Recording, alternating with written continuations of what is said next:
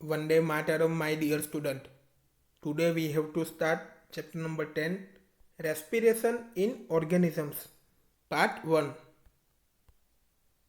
One day, Bojo was eagerly waiting to meet his grandparents who were coming to the town after a year.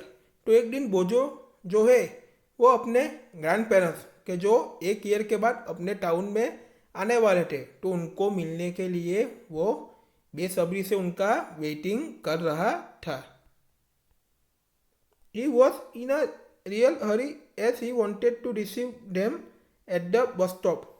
तो बोजो जो है वो अपने grand parents को बस स्टॉप से रिसीव करने के लिए काफ़ी उतावला था. He run fast and reached the bus stop in a few minutes. तो वो रन करने लगा, एकदम जल्दी से दौड़ने लगा एंड फ्यू मिनट में वो बस स्टॉप पे पहुंच गया. He was breathing rapidly.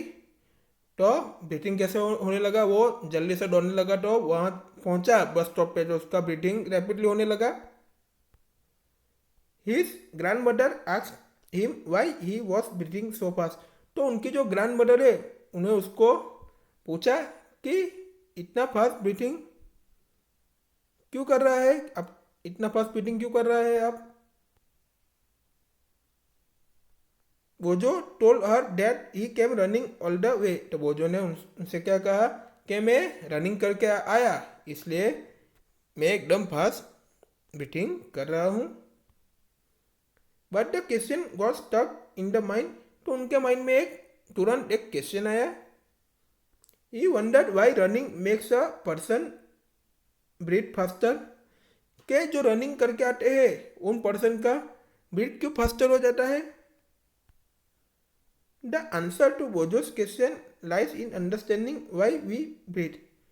तो उनका एक ही आंसर था, क्या था, और बोजो के मन में एक ही क्वेश्चन का आंसर जो आ रहा था कि हम क्यों ब्रीथिंग कर रहे थे.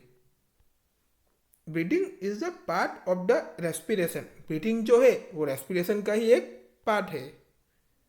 Late us learn about respiration. तो रेस्पिरेशन के बारे में अब हम लर्न करते हैं. New topic, why do we respire. In chapter 2 you learn that all organisms are made of small microscopic units called cells. तो चैप्टर 2 में हमने ऑलरेडी लर्न किया ही है कि जो ऑल द ऑर्गेनिज्म जो है वो स्मॉल माइक्रोस्कोपिक यूनिट से बने हुए होते हैं तो उनको क्या कहते हैं, सेल्स कहते हैं. A cell is the smallest structural and functional unit of an organism. Cell जो है वो ऑर्गेनिज्म के smallest structural and functional unit है. Each cell of an organism performs certain functions such as nutrition, transport, excretion and reproduction. तो organism के each cell जो है वो फंक्शंस को परफॉर्म्स करते हैं. Nutrition, transport, excretion and reproduction, इन सब फंक्शंस को परफॉर्म करते हैं. To perform this functions the cell needs energy. तो ये सब फंक्शंस को परफॉर्म करने के लिए सेल को एनर्जी की जरूरत पड़ती है. Even when we are eating, sleeping और रीडिंग वी रिक्वायर एनर्जी. तो हम ईटिंग करते, स्लीपिंग करते, रीडिंग करते हैं, सब में एनर्जी की रिक्वायर तो होती ही है. But where does this energy come from. तो ये सब एनर्जी कहाँ से आती है. Can you say why your parents instead that you should eat regularly.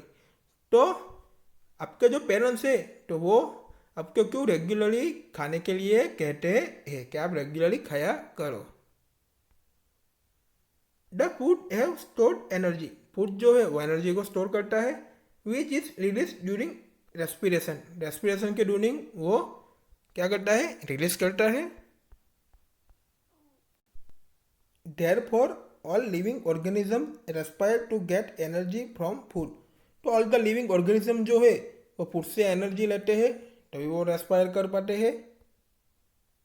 During breathing we breathe in air. Breathing के ड्यूरिंग एयर में ही हम ब्रीथ करते हैं. You know that air contains oxygen, तो आप जानते ही हो एयर के कंटेंस में क्या होता है, ऑक्सीजन तो होता ही है। We breathe out air which is rich in carbon dioxide, जब हम ब्रीथ आउट करते हैं तो कार्बन डाइऑक्साइड एयर में रिच होता है, ब्रीथ आउट करते हैं तब। The air we breathe in is transport to all parts of the body and ultimately to each cell, तो जब ब्रीथ वाली जो एयर होती है वो हमारे बॉडी के ऑल द बॉडी जो जो भी पार्ट्स होते हैं उसमें क्या होती है, ट्रांसपोर्ट होती है, और सेल्स को भी वो इस सेल्स को भी वो अल्टीमेटली पहुंच जाती है। In the cells oxygen in the air helps in the break down of the food, तो सेल्स में वो एयर में जो भी ऑक्सीजन होता है उनकी हेल्प से फूड क्या होता है, ब्रेक डाउन होता है। The process of break down of food in the cell with the release of energy is called cellular respiration, तो सेल में जो भी फूड ब्रेक डाउन होता है और जो भी एनर्जी रिलीज होती है तो उसको क्या कहते हैं, सेल्यूलर रेस्पिरेशन कहते हैं। Cellular respiration takes place in the cells of all organisms, तो सेल्स के जो भी ऑल ऑर्गेनिज्म है तो वो सेल्यूलर रेस्पिरेशन को ही टेक प्लेस करते हैं। In the cell the food और glucose is broke down into carbon dioxide and water using oxygen, तो सेल में जो फूड होता है और ग्लूकोज जो है वो ऑक्सीजन की यूज से कार्बन डाइऑक्साइड एंड वाटर में ब्रोकन डाउन होता है। When breakdown of glucose occurs with the use of oxygen, it is called aerobic respiration, के ग्लूकोज का जो ब्रेकडाउन जो होता है वो उसमें क्या होता है, ऑक्सीजन का यूज होता है, तो उनको क्या कहते हैं, एरोबिक रेस्पिरेशन कहते हैं। Food can also be broke down without using oxygen, this is called anaerobic respiration, तो एनेरोबिक रेस्पिरेशन किसको कहते हैं, कि फूड जो है वो ब्रोकन डाउन जो होता है पर उसमें ऑक्सीजन का यूज नहीं होता है, विदाउट यूजिंग ऑक्सीजन ही फूड ब्रोकन डाउन होता है, उसको क्या कहते हैं, एनेरोबिक रेस्पिरेशन कहते हैं। Break down of food release energy, जो भी ब्रेक डाउन जो भी फूड जो होता है वो एनर्जी को क्या करता है, रिलीज करता है। इक्वेशन दिए गए हैं, ये ग्लूकोज है और in the presence of oxygen, तो ऑक्सीजन उसमें प्रेजेंट रहता है, तो क्या आएगा, carbon dioxide plus water plus energy, वो हमने ऑलरेडी आगे देख ही लिया है। You should know that there are some organism such as that can survive in the absence of air, तो आप लोग जानते ही है कि सम जो ऑर्गेनिज्म जो होते हैं यानी ईस्ट जो है वो उसमें एयर एब्सेंस होता है, प्रेजेंट होता ही नहीं, तो भी वो लोग सर्वाइव कर पाते हैं। दे आर कॉल्ड एनेरोबस, तो उनको क्या कहते हैं, एनेरोबस कहते हैं, यानी जो ऐसे ऑर्गेनिज्म होते हैं यानी ईस्ट जो है वो उनको एयर की जरूरत नहीं पड़ती, उसमें एयर एब्सेंट ही रहती है, तो अभी वो लोग सर्वाइव कर पाते हैं, उसको क्या कहते हैं, एनेरोबस कहते हैं। They get energy through anaerobic respiration, तो एनेरोबिक रेस्पिरेशन के थ्रू वो एनर्जी लेते हैं। In the absence of oxygen glucose breaks down into alcohol and carbon dioxide as given below, तो ऑक्सीजन वहाँ पे क्या रहता है, एब्सेंस रहता है, तो ग्लूकोज जो है वो कार्बन डाइऑक्साइड एंड अल्कोहल में ब्रेक्स डाउन होता है। यहाँ पे क्या दिया गया है, ग्लूकोज है in the absence of oxygen, तो उसमें ऑक्सीजन एब्सेंस रहता है, वहाँ पे उसमें प्रेजेंट नहीं रहता, तो क्या आएगा, alcohol plus carbon dioxide plus energy. Yeast are single cell organism, yeast जो है वो सिंगल सेल ऑर्गेनिज्म है, they respire anaerobically and during this process yield alcohol, तो वो एनारोबिकली रेस्पायर करते हैं और ये जो प्रोसेस के ड्यूरिंग क्या इल जो है वो अल्कोहल बनाता है।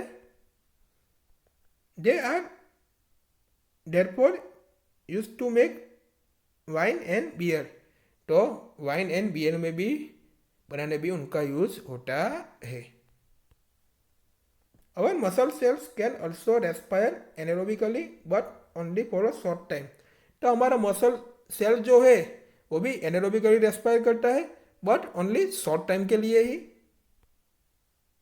When there is a temporary deficiency of oxygen, तो वहाँ पे क्या होता है, ऑक्सीजन की टेम्पररी डेफिशिएंसी होती है। During heavy exercise, fast running, figure number 10.1, cycling, walking for many hours or heavy weight lifting, the demand for energy is high. तो जब आप हेवी एक्सरसाइज करते हो, फास्ट रनिंग करते हो, साइकिलिंग करते हो, वॉकिंग करते हो, तो मैनी आवर्स आप वॉकिंग करते हो एंड कोई भी हैवी चीज़ है उनको आप हैवी वेट वाली चीज़ को लिफ्टिंग करते हो तो आपको हाई एनर्जी की डिमांड पड़ेगी। All the students look at the figure number 10.1. During exercise, some muscles may respire anaerobically.